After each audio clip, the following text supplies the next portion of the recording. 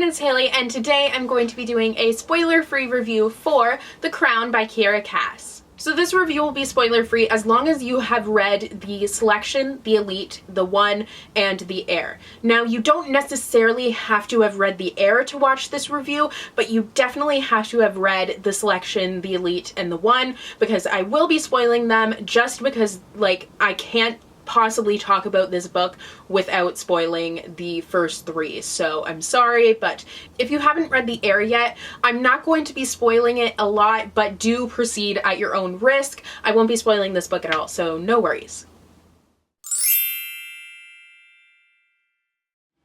So this book is the conclusion to the Selection series, where Princess Edelyn, who is the daughter of Maxon in America, is in her own selection, where she is trying to find a boy to be prince consort and eventually king. And at the same time, she is trying to figure out her life and grow up as she's a young teenager and kind of a brat, and she's trying to come to terms with what her position as a royal entails and what her duties will be when she grows up.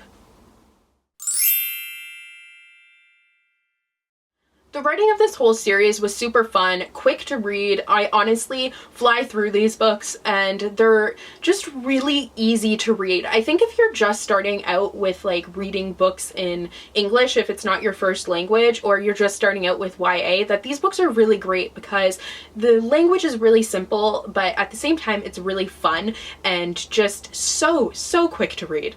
And I find that the series really focuses on the character and their thoughts and feelings, so you really get to know these characters throughout the course of the series.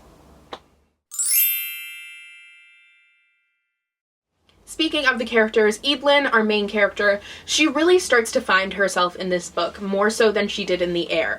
In the Heir, I did not like her, and I know a lot of people had the same complaint. She's kind of a brat, and she just didn't really feel like America and Maxon's daughter. She didn't feel like how they would raise their child. But in this book, she really starts to grow up and kind of realize that she needs to put others before herself, and she needs to consider the greater good, because she is going to be queen one day. So she needs to really consider these duties that she's been born into and kind of accept the fact that she can't change that and needs to just kind of grow up. And I think she did that really well in this book. This book was kind of a coming of age book for her, I think, and I think that was really what made it more enjoyable than the Heir, because she wasn't such a brat to read her perspective. She became an enjoyable character. Now, as far as America and Maxon, my problem with the last book, The Heir, was that they kind of just became the parents, and they still were just the parents in this book, but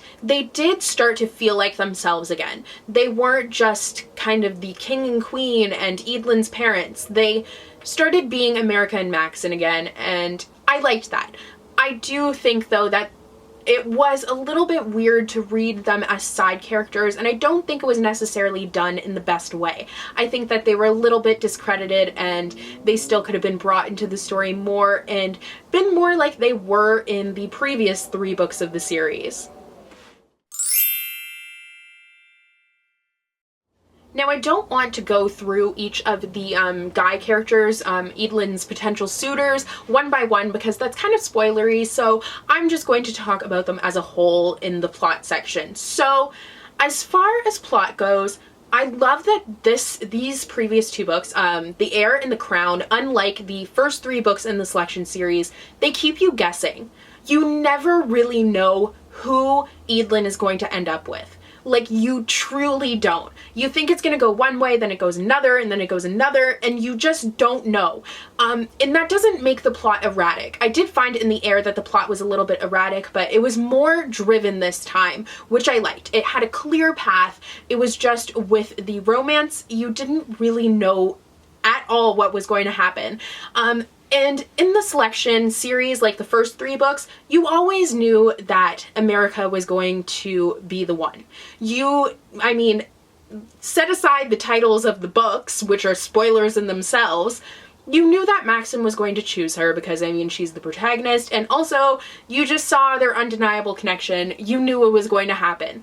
But in this one, you just had no clue who was going to win, and it made it really fun to kind of read and keep on guessing. These two books did focus more on the political aspects, which I don't think I'm alone when I say that. I read this series for the romance and the fun of it. I'm not really reading it for the world or the politics behind it. That stuff, I mean, it's a lot weaker than the romances. The romance is fantastic. But this book and The Heir were kind of lacking in the romance department.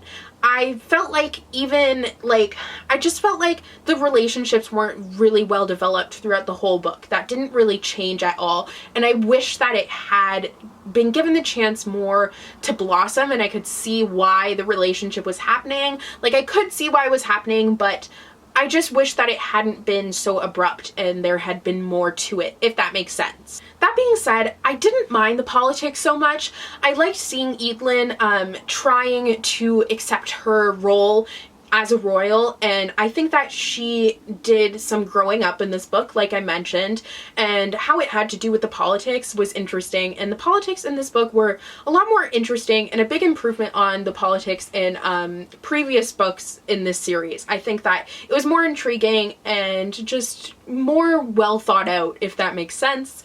I'm saying more a lot, you get the point. So overall, I give this book a 4 out of 5 stars. I thought it was a great improvement on the previous book, but I still loved the first 3 books in the series, and I think that those were the best and they just can't be matched. So I think it was time for the conclusion to the selection series, and I'm hoping that they don't add more books, because it's time. It was great, and it's done, and now we can move on to bigger and better things. So that's all for today's review. Let me know if you have read this book, your thoughts on it, and yeah, I'll see you guys in the next video. Bye!